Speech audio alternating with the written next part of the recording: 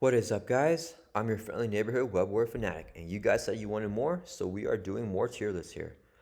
Today, this will be our basic support cards tier list in Marvel Champions. Let's go ahead and get started with our first card here, which is Avengers Mansion. So this is an OG card in the core set. It's a 4-cost support, max 1 per player. As an action, exhaust Avengers Mansion, choose a player. That player draws 1 card. So this card has a very powerful effect. Um, it's quite expensive, so it's pretty low tempo, right? Because you're using almost your entire hand to play this card. So I don't think it goes in the S tier, but its effect is very powerful, and it definitely goes in the A tier for me. So Avengers Mansion, I mean max 1 per player, but you can choose any player to draw a card. So in multiplayer, you can have it stack up and have every player use this card for one player and have them draw a bunch of cards for a really big turn. And I mean, that extra card is an extra resource and an extra option every single turn. So good because you use it in Alter Ego or in hero form. And yeah, I think it's a pretty valuable effect. I've heard some people say that this card is really only good if you get it out early. I disagree. I think that Avengers Mansion is good throughout every stage of the game because having that extra +1 card in your hand is might help you play one extra card that turn, which may help you gather enough damage for a big burst turn to defeat the villain, or it may help you remove enough threat from the scheme, or just survive another turn, even for late game. So I think Avengers Mansion, even though you have to pay a lot of resources up front for it, it might be invaluable just for the next turn, having that one extra card draw for your next turn for whatever you need for that turn. So I think it's great for late game, mid game, early game. A very powerful card with a very generic and good effect. A solid A tier card for me. Okay, so next we have a 2-cost support, Avengers Tower. If each of your allies has the Avengers trait, increase your ally limit by 1. As an action, exhaust Avengers Tower, reduce the cost of the next Avenger ally played this phase by 1. So this card is really cool because it's fairly cheap, being only a 2-cost card, and it has 2 effects. The first effect will increase your ally limit by 1, but only if all your allies have the Avengers trait. It's cool because your hero does not need the Avengers trait to play this card and to get that ally limit increased by 1. You don't need to be an Avenger. It's only if all your allies have it that you get it. And then that's very similar to the Triskelion, a leadership card that's only 1 cost that increases your ally limit by 1, but for Avengers. And you get that effect in combination with this action here where you can exhaust the tower and then reduce the cost of the next Avenger ally played this phase by 1. So it's kind of similar to the Helicarriers effect, but it's limited only for Avengers allies. So Avengers Tower, I'm going to go ahead and put that in the A tier as well, right? We are evaluating this card as if we are playing an Avengers deck. I don't think it's as good as Avengers Mansion because this one extra card draw is always going to be useful. But the Avengers Tower, I mean, it can be argued for when it would be better because it's a 2-cost support, so you can play this much easier. But at the same time, you need to be playing a lot of allies, and there are Avengers decks that don't revolve that much around allies. So I'm going to go ahead and put this a little bit behind the Avengers Mansion. I can definitely see an argument for why it would be better, but yeah, having 2 effects is great for this 2 cost. Is it better than the Avengers Mansion? That's really tough. I think I still like the Avengers Mansion more, right? This will always be useful, and this will be useful most of the time if you're playing Avengers, just not every single time. So I'm gonna put the Avengers Mansion a little bit above it. Okay, so next we have Cerebro. So this is a 1-cost support. Play only if your identity has the mutant trait. As an alter ego action, exhaust Cerebro. Search the top 5 cards of your deck for an X-Men ally. And then if you have the psionic trait, you can search your entire deck for an X-Men ally and add that ally to your hand. Then shuffle your deck. So this is a very, very powerful effect. So you can only play if you have the mutant trait. So usually only alter egos have the mutant trait, and it's an alter ego action, so you can only trigger it in your alter ego. But searching your entire deck if you have a psionic trait, man, okay, this is hard, but I'm gonna put this card in the C tier because I think it is a very situational card. I think that if you are building around this card, and if you build around this card, it can definitely be an S tier card, like better than the Mansion, better than the Avengers Tower. Its potential is massive, but you need to allot so much space in your deck to build around Cerebro if you are using it right. It's a 1-cost support, so it's very cheap to get into play if you include it in your deck, but you need to have a lot of X-Men allies. You need to have allies that have like good effects. Yeah, and you need to be able to flip down to Arch Ego. So it's, I mean, having allies with good effects, that's not really a good point because most X-Men allies do have strong effects, but you have to flip down to Arch Ego. You need to plan for that, and you need to have a lot of allies in your deck and really just build around that if you're using Cerebro. So yeah, I think it just requires too many resources to where that will be the majority of your deck, and you can't just put this card in, right? B tier is reserved for cards where if I have an empty rush spot in the deck, I just put them in. A tier are kind of like more universal cards that you want like all the time. I think Cerebro doesn't necessarily fit that, even though its potential, I can definitely see it being S tier or A tier. Okay, so next we have the Champion's Mobile Bunker, another 2-cost support. Uh, so 2 costs like the Avengers Tower, I mean. And then as a hero action, so you cannot use this card in Arch Ego. Exhaust Avengers Mobile Bunker, choose an identity with the Champion trait. The player who controls the identity may draw 2 cards, then discard 2 cards from their hand. So this is cool because in multiplayer you can use this for any player that has the Champion's trait. But I'm not the biggest fan of this card because I don't get any net gain, right? I'm drawing 2 cards, but discarding 2 right back. There's no extra benefit in getting more resource or anything like that. It's usually going to be better options because if you're discarding 2 cards, it means that you probably don't like those cards anyways. But I'm gonna put this card in the B tier. I think if I have an empty rush slot in my deck and I'm playing champions, I don't mind putting this card in. But there's been so many times where I play this card and I often don't use it during my turns because I like everything that I have in my hand. Um, yeah, it's not the. Yeah, if you're building a deck where you're putting all cards that you like and your hero has good cards, I don't think this card. You usually want everything that's in your hand anyways, right? So it's a little bit hard to justify using it sometimes. But yeah, I mean, it's definitely not a bad card and it gives you more options if you have a really dud hand. So if you have the space in it, I definitely think it's a good slot in. But at the same time, it's not an A tier card where I think it has a powerful effect like these cards right here that give you a net gain. Okay, so next we have CITT. This is a 2-cost support. As a hero action, exhaust CITT and spend 2 resources of any type. Ready a guardian character. So this can be a very powerful effect. It's cheap to play, but expensive to trigger, right? So it's a hero action. You can only use this in your hero form. And then 2 resources of any type to get it ready. I mean, it's a good way to get it ready, and readies are invaluable, but I think it's just a little bit too expensive to constantly use. I'm gonna put this in the C tier, and I'll put it behind Cerebral, right? CTT reminds me of a stick to itiveness in the pool aspect, where it's also 2 costs, but that card is an upgrade, and you can spend a physical resource to ready your hero. I think most of the time you want to be readying your hero anyways, because your hero is usually more valuable than any ally. But I do like the versatility that CITT gives you by readying an ally, right? Especially someone like Gamora ally, where she has a powerful effect after she activates, right? After she throws her attacks, you can mill your deck for an event card and add to your hand. So for like her, I can definitely see CITT being a lot more useful. And you can ready any guardian character. So in multiplayer, you can ready up another hero as well. So I think, yeah, it's not a bad card. Evaluating it as if we're playing guardians, I think you can definitely see its potential being very good. It could definitely be like an A tier level card at its max potential. But I think you really have to deck build around it and plan for those readies because if I have an empty rush spot in the deck and I'm playing Guardians, I'm not just going to put the CITT in. I have to really plan for it. And its potential to me is not as good as Cerebro. So I'll put it behind Cerebro in the C tier here, the more situational cards. Okay, so next we have a 1-cost support, Crew Quarters. Play under any player's control, max 1 per player. As an Ultra Ego action, exhaust Crew Quarters, heal 1 damage from an Ultra Ego. So this card to me is a little bit deceptive because it's an Ultra Ego action.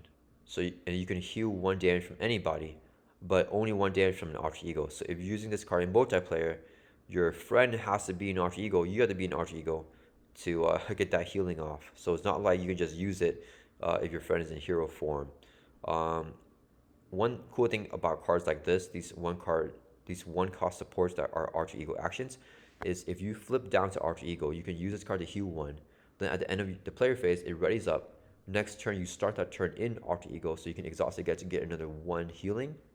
But 1 healing is just not that good. It's super cheap, but it's definitely a bootleg version of like Peter Parker's Aunt May, which heals you by 4 for the same cost, or Venom's Project Rebirth, or Adam Warlock's Soul World. Definitely a knockoff version of those cards, which makes sense because it is a basic card that you can include in any deck. But at the same time, I'm usually not looking to include this card. I'm gonna put it in the C tier.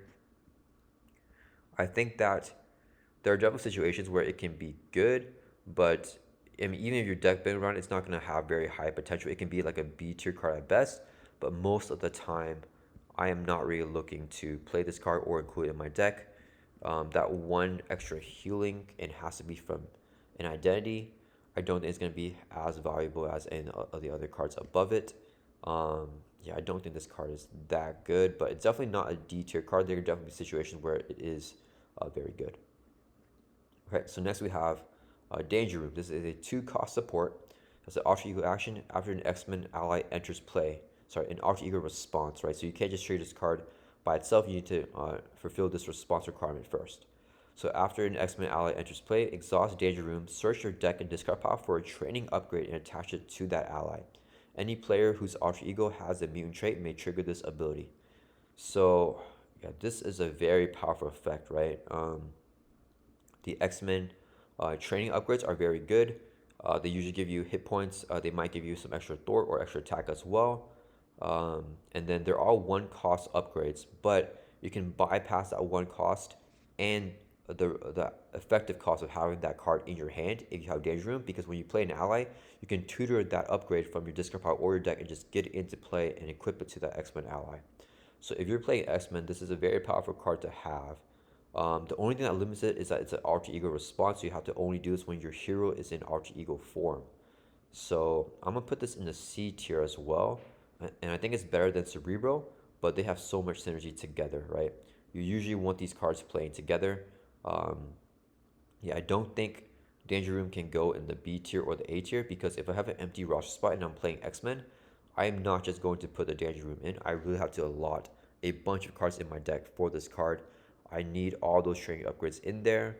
I usually want a Cerebro as well, even though the Cerebro is not required, and a vice versa for the other one. But they work so powerful together. If you have all these supports out at once, they can definitely be S tier. But it's just, even though their potential is high, I think they have a very low floor if you don't have everything. So yeah, it definitely goes in C tier for me. A very situational card, but it leads off the C tier because its potential is like the highest in the game.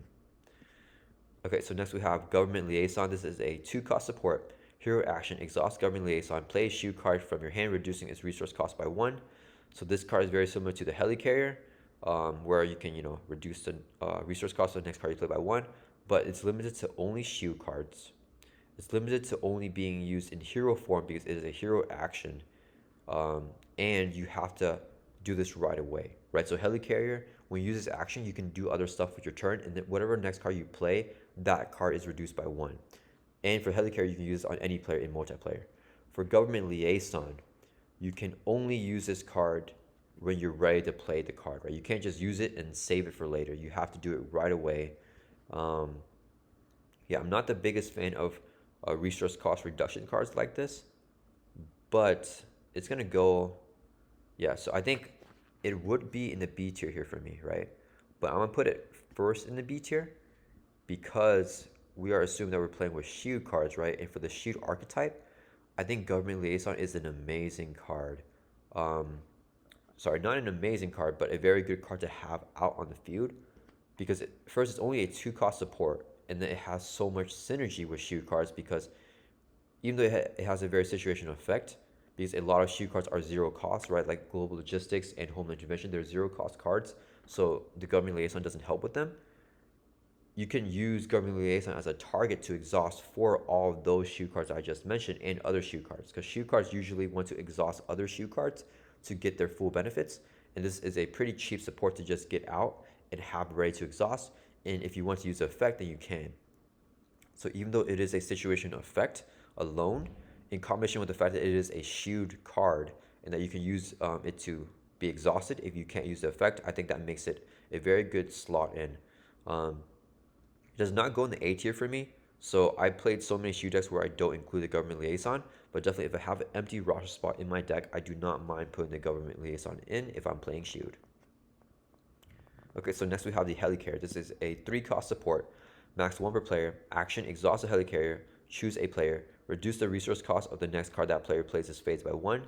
So this is another OG card in the core set along with the Avengers Mansion. Very, very similar to the Avengers Mansion in that it gives you kind of an extra resource, but not as good. So I prefer getting an extra resource than just reducing the cost of the next card I play by one, right? Because if we look at a card like CITT and a lot of other cards in the game, you have to spend resources of any type. So Helicarrier will not fulfill that resource of any type. It's not giving you a resource. It's just reducing the cost of the next card you play, which is a minute difference, but it is a difference that makes it a little bit worse. So it's cool because you can use this card in multiplayer to reduce the cost for any player. So a bunch of players, if they have this card out, you can make one player play like reduce that cost, the cost of the next card they play by like 4, so they can play like a super expensive card for free. So that's a cool thing to do in multiplayer. It definitely goes in A tier. It's a very powerful effect that is useful pretty much every single turn, but I don't think it's as good as Avengers Mansion for sure, even though it's one cost cheaper. And for Avengers Tower, I think Avengers Tower is better, even though the second effect is not as strong, just because it works so well with Avengers. It's 2 costs, which makes it a cheap card, and it has 2 effects, a Triskelion type of effect as well. And for Helicarrier, in terms of with shield cards, I usually don't want to exhaust this card like I do with the Government Liaison, because I can use the Helicarrier's effect, which is usually going to be more powerful than just using it as the exhaust.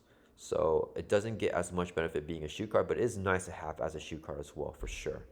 But its effect is usually going to be more powerful than the just exhausting for another shoot card. So yeah, it's going to be in the A tier here. Our next card is IPAC. This is a 1-cost support. Play only if your identity has the X-Force trait. So we will evaluate this card as if we're playing an X-Force character.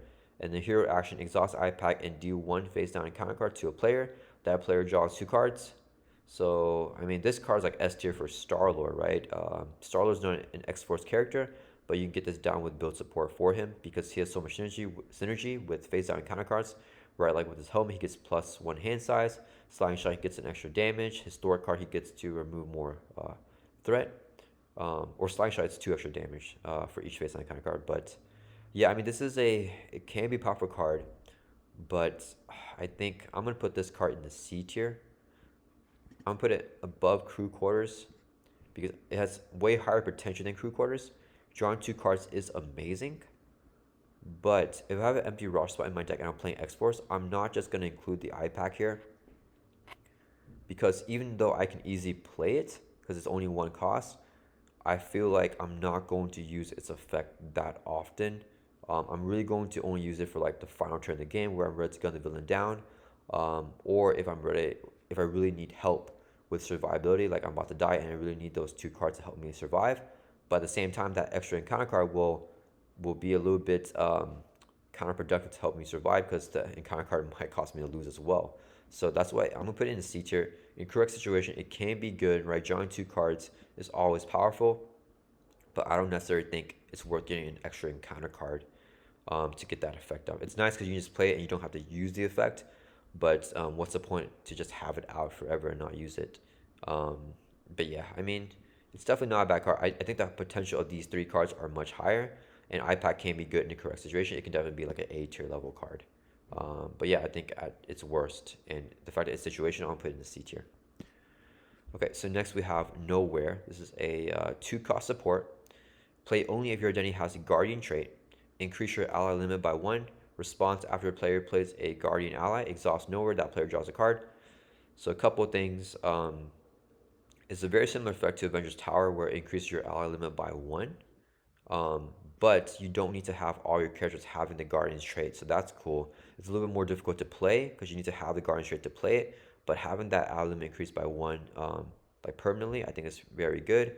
And the response here, it's cool because you can exhaust this to have whatever player plays a Guardian ally, right? So if you're playing multiplayer and your friend plays a Guardian ally, you can exhaust this card and have them draw the card.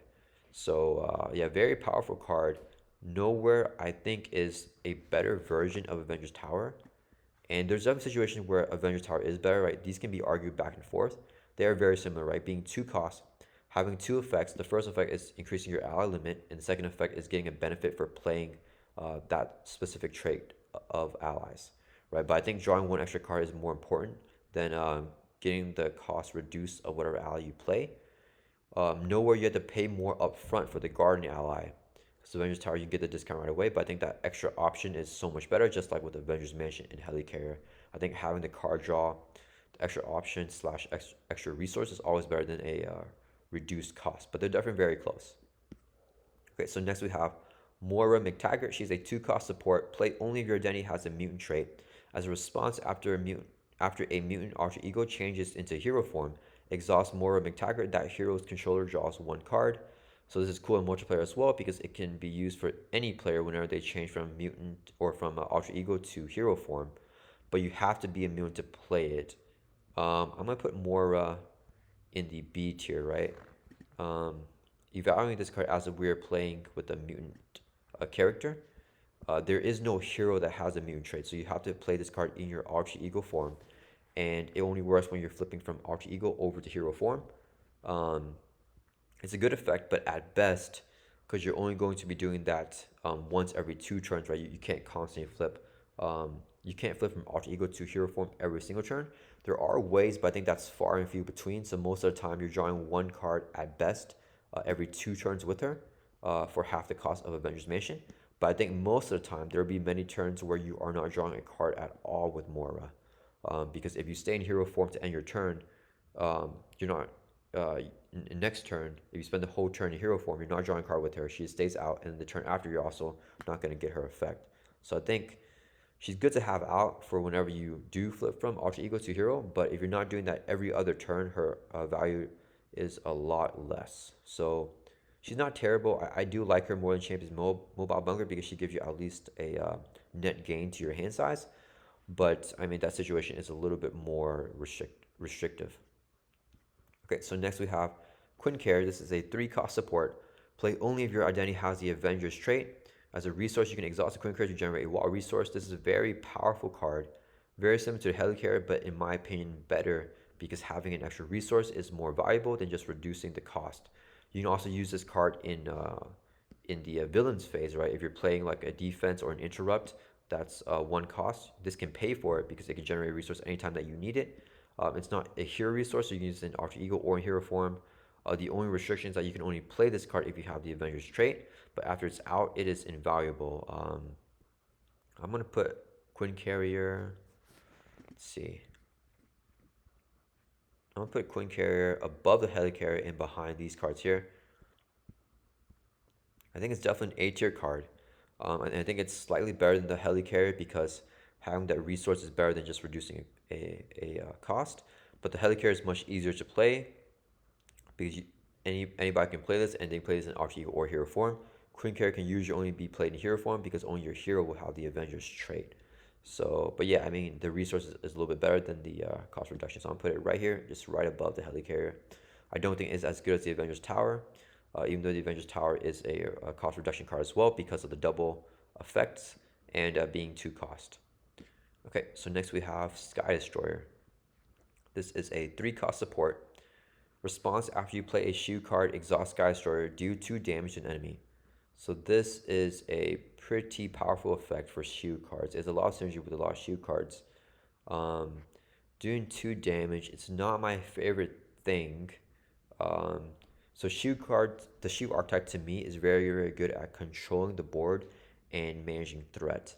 And the Sky Destroyer will be good for helping you control minions, but the 2 damage a lot of times I think is not going to be as valuable if there are no minions in play, because you don't need that damage for to hit the villain because it's not enough burst to do a final burst turn, and it's not going to help out too much getting that 2 damage every single turn. But it's a nice card to exhaust for shield cards, but being 3 cost makes it a little bit expensive. I'm going to put it. I'm gonna put Sky Destroyer behind Moira. Most of the time when I'm playing the shield archetype, I'm actually not including the Sky Destroyer because it's a little bit too expensive to get down for such an aggressive effect. Usually when I'm paying a lot for a card like Avengers Mansion or Quincare or Helicarrier, I want the effect to be helping me out, like defend or giving me more options, right? So this stuff helps me pay for more stuff and play more cards. The Sky Destroyer is a more aggressive type of card, so it's not going to help me control, not control, it does help you control with minions, but it's not going to help me in every situation, especially with threat, right? Versus even though Avengers Mansion, Quincare, and Helicarrier don't directly help with threat, They do because they're giving you more options and more resources to pay for your threat removal cards. So it's just more control for the setup phase. And Skyscraper, I think, doesn't do that. And even though it is a shield card that you can exhaust for other shield cards, 3 cost is a little bit expensive to get that down compared to like the Government Liaison. So most of the time when I'm playing shield, I actually don't include the Sky Destroyer, but I can definitely see its potential is massive if you're building around it, for sure. Okay, so next we have Team Building Exercise. This is a 2-cost support hero action, so you can only use this card in hero form. Exhaust Team Building Exercise and play a card from your hand that shares a trait with your hero, reducing his resource cost by 1. So it's very, very similar to Government Liaison and the Helicarrier. Almost the exact same effect, except instead of a shield card, you have to get a card that shares a trait with your hero. So some heroes can benefit really well from this, right? Like Spider-Ham has the cartoon trait, and almost all of the cards in his identity, almost all of his identity-specific cards also have the cartoon trait. So team building works so well with him. But a lot of other heroes like Peter Parker Spider-Man, for example, he has the Avengers trait, but none of his cards have the Avengers trait. So you must include other Avengers cards in your deck if you want to use team building exercise with him, or you can give him the Web Warrior trait and just include Web Warrior allies and stuff like that. Team building exercise, I think, is a pretty popular card, but I actually don't like it that much. I'm gonna put it last in the B tier. If I have an empty roster spot, and if I'm playing a hero that has a lot of cards that share the same trait as it, I wouldn't mind putting in, but I think it's just a little bit too restrictive. Even though it's the same as Government Liaison, the Government Liaison to me is much better because it's a shield card and it can just stay there to exhaust when it can't be used. When team building exercise cannot be used, it is just a dud card that you have on the field. Champions Mobile Bunker will at least give you an option that can be used every single time.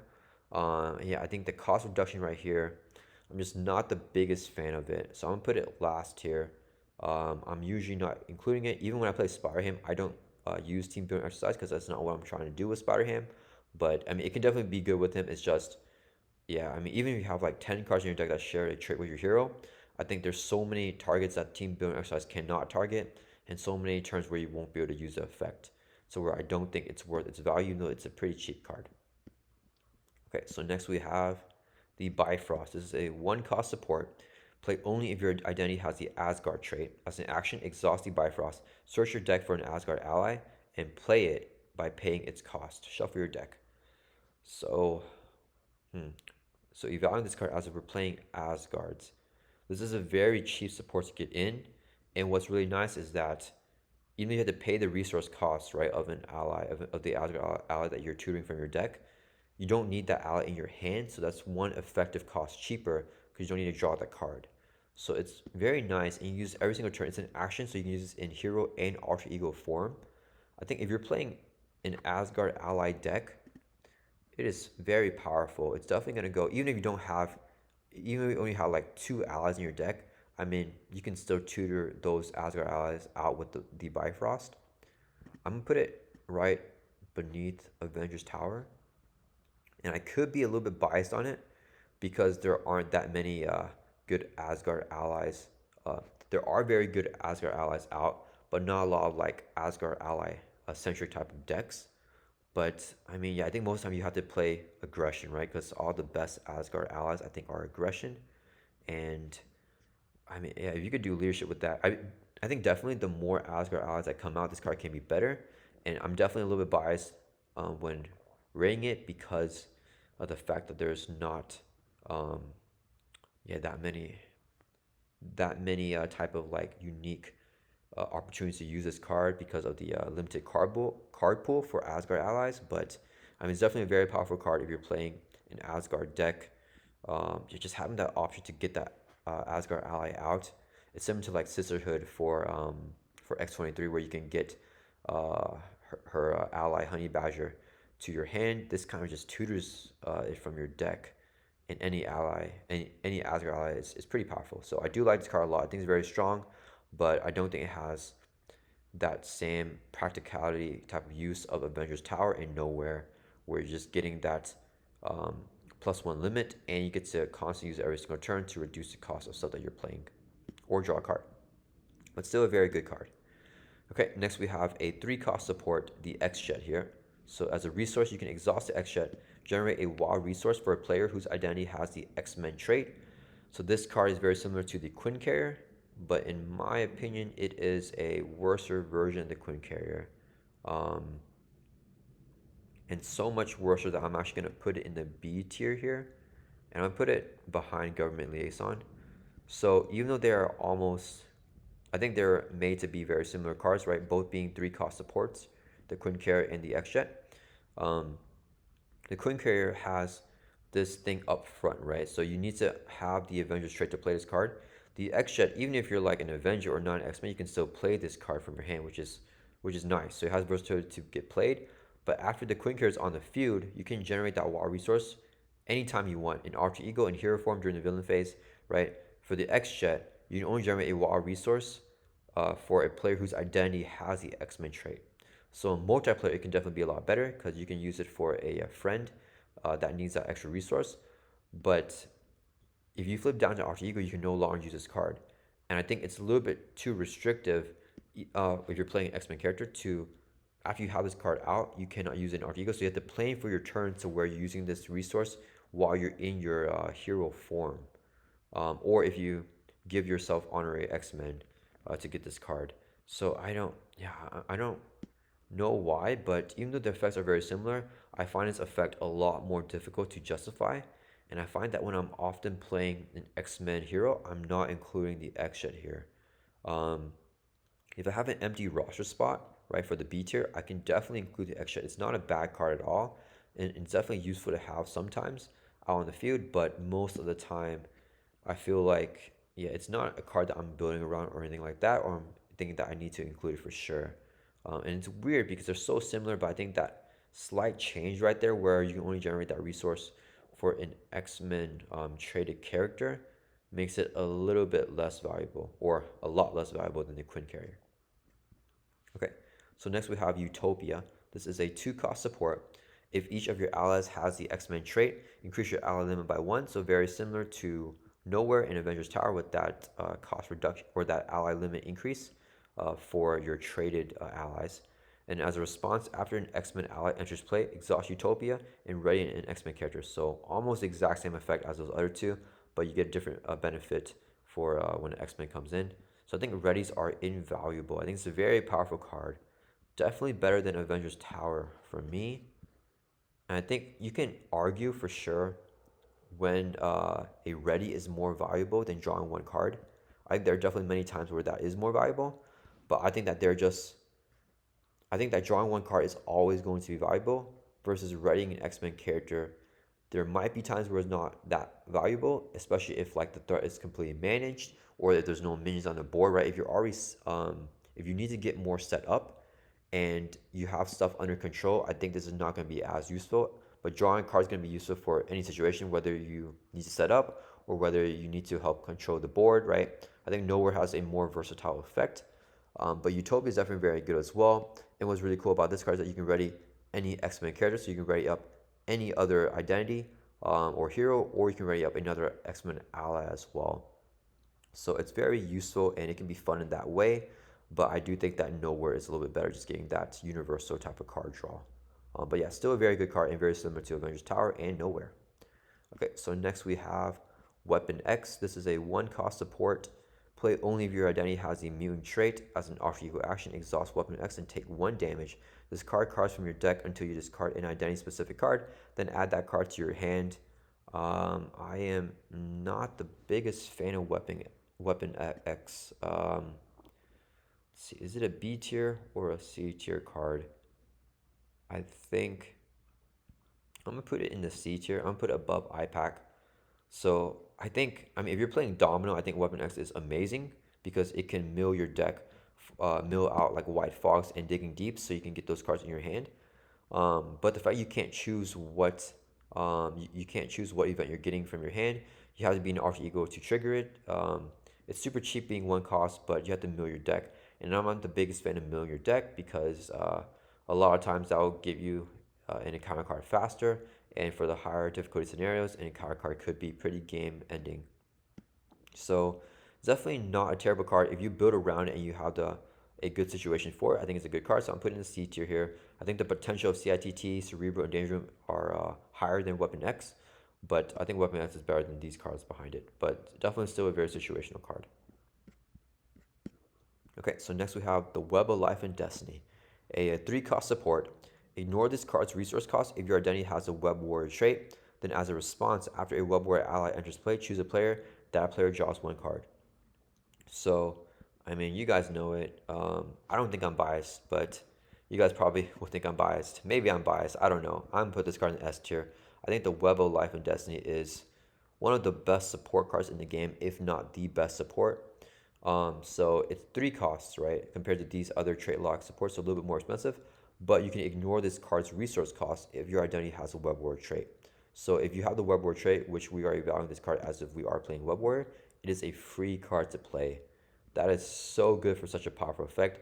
And I think the reason that they made this card this way instead of being trait locked like these other cards here, is because Spider-Man Peter Parker and Spider-Woman don't have the Web Warrior trait because they came out before the Web Warrior trait, the keyword was like brought into the game.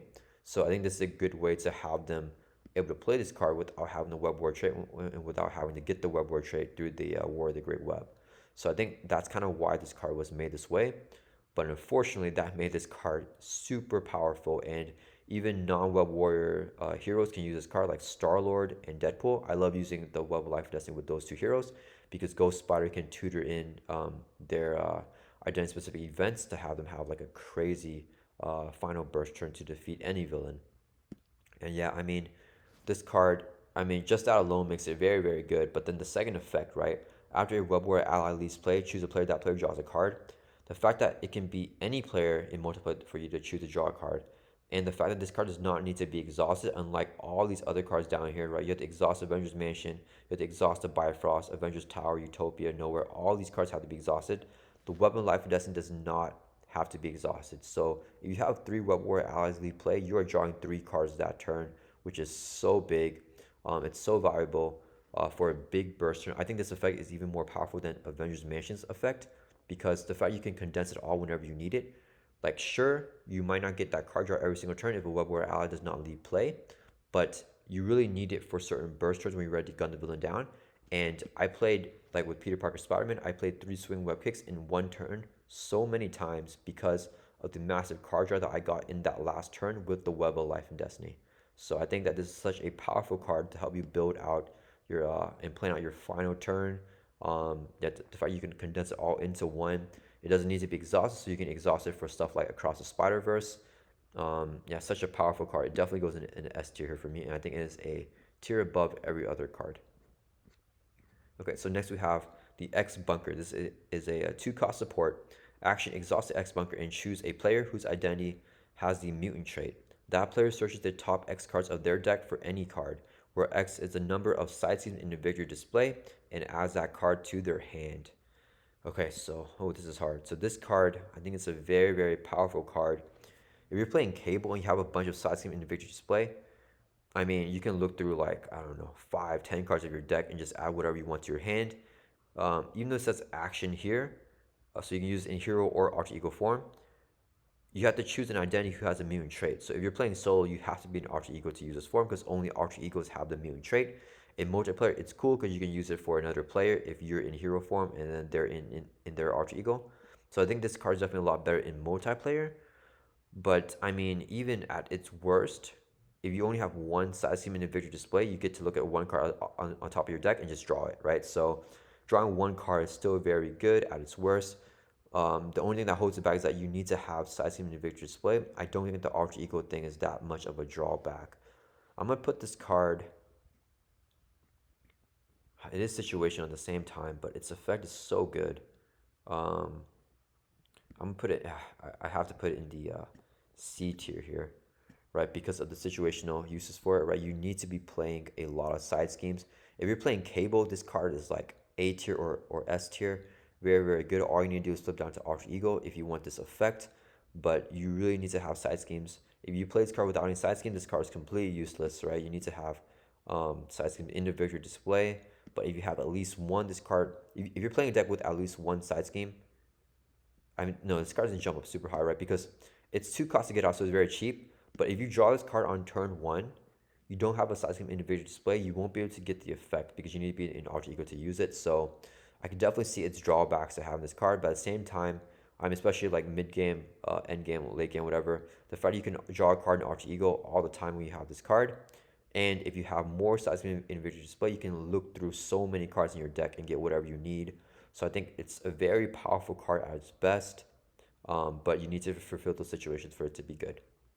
So because it's so situational, I can't just include it in any random deck that I'm making. I have to really build around it. So it goes in a C tier here for me. Okay, so lastly, we have the X Mansion. This is a 2-cost support. As an Alter Ego action, exhaust X Mansion, heal 1 damage from a mutant or X-Men character. Any player whose Alter Ego has the mutant trait may trigger this ability. So this card, I think, is one of the weaker cards in the game for the basic supports here.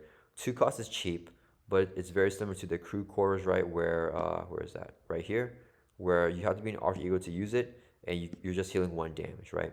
It's better than the crew quarters, even though it's 2 cost, because it can be from a mutant or X-Men character, right? So we are evaluating this card as if we're playing a mutant or X-Men character, but that also means allies. So you can heal any mutant or X-Men allies, which I think makes this card a lot better, right? Because being able to keep those allies in play, especially the X-Men allies, are very powerful. I think it's very useful.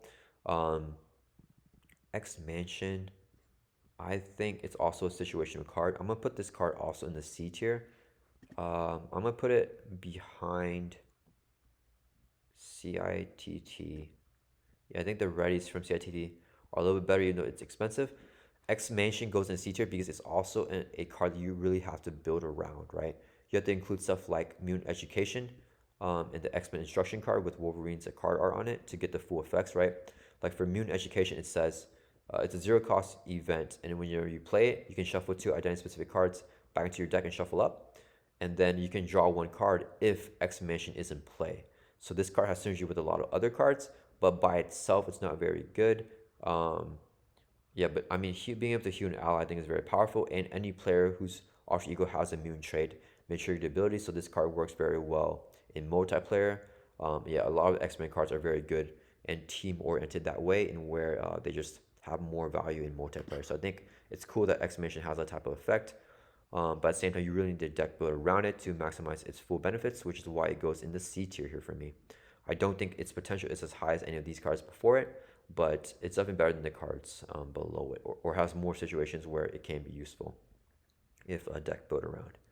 All right, so that is it. This is my basic support cards in Marvel Champions tier list, and this is a lot more even than I thought it would be, and definitely basic supports were very, very difficult for me to rate here.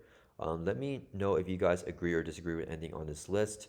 I'm very interested to hear what you guys think about like the Web of Life and Destiny. Is this the best basic support in the game? And I think I may have underrated a lot of these X-Men supports here. But I mean, I just think they're way too situational and they work best whenever you're playing them with one another. So yeah, this is my basic support card tier list. I hope you guys enjoyed this video, and I will see you guys in the next one.